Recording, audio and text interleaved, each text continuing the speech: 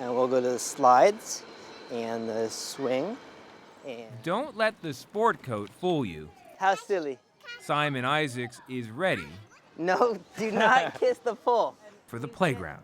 Chicken taco? That's his 2-year-old daughter Kaya selling imaginary tacos. Oh, here's my taco. Thank you. 6, 7. What's next? 8. And while Simon's afternoon with her may not look like much, certainly no more than what many moms do every day, the 36-year-old entrepreneur sees it as a small act of revolution.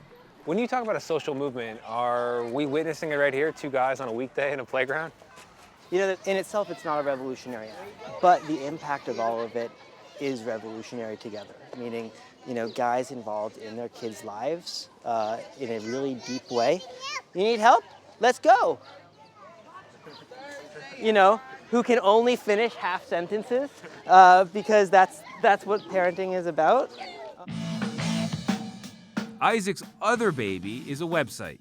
He's co-founder of Fatherly, a compendium of practical parenting advice aimed at America's biggest group of new dads, millennials.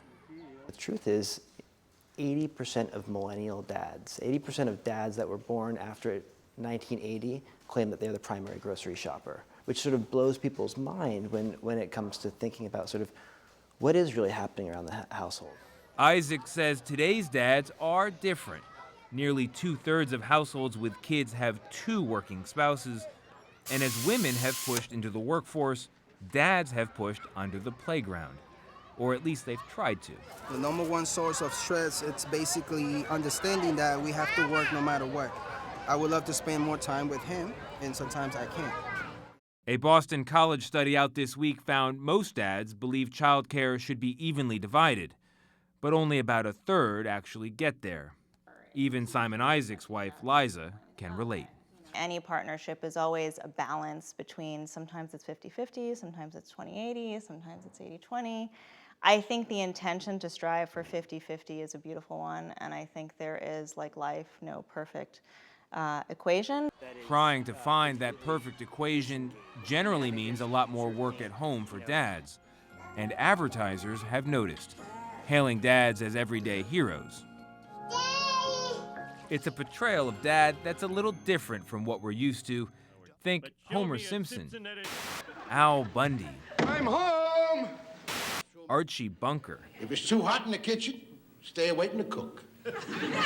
For a long time, father didn't know best.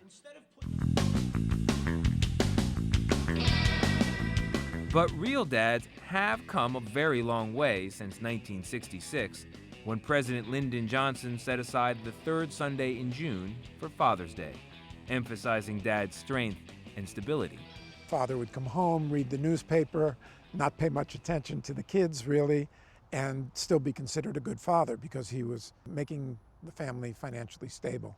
Psychologist Ray Levy grew up in the 1950s, when dads were expected to be breadwinners and disciplinarians, but not much else. Nobody actually believed that fathers could be warm and soft.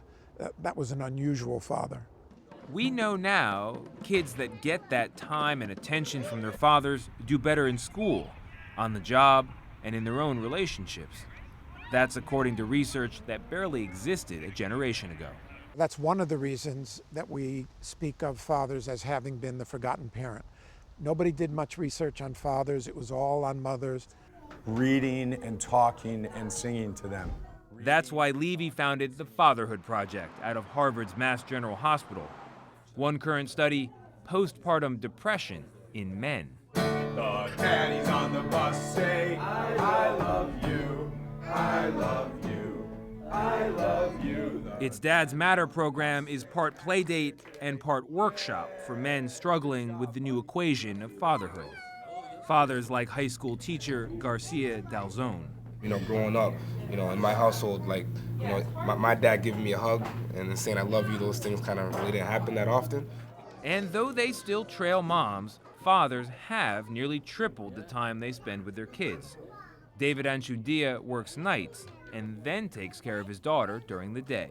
There are some days where I'm just like, I'm beat, and we're there playing, and we'll be playing on the floor, and then next thing I know, she's like, Dada, wake up. And I'm like, whoa, what happened? That doesn't happen to any of us, by the way, just so you know. As an exercise, the guys try to imagine what their children will say about them in 20 years. In 20 years, I hope she says that I was there for her, like, no matter how busy I got, no matter how tired I was, that, you know, I made time for her. If you're happy and you know it, clap your hands. Of course, 20 years is a long time. Clap your hands. If you're happy and you know it. So if you're lucky enough to have your dad around, whatever his age, now might be the moment to make some time for him. Oh, yeah. Nice, Herbert. Awesome.